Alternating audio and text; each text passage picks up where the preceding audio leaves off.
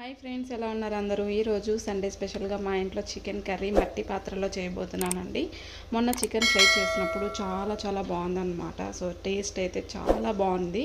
ఇంకా ఫ్రెష్గా అల్లం వెల్లుల్లి పేస్ట్ అప్పటికప్పుడు ఫ్రెష్గా చేసుకొని చేస్తే ఇంకా బాగుంటుంది.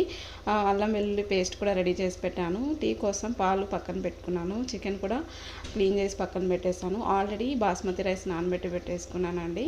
ఇవన్నీ ముందే మనం రెడీ చేసి పెట్టేసుకున్నాను అనమాట. ఇక్కడ కొంచెం తిరమాత వేసానండి. ఉల్లిపాయలు కట్ చేసి పచ్చిమిర్చి ఇవన్నీ వేసేసి బాగా ఫ్రై చేస్తున్నాను అనమాట.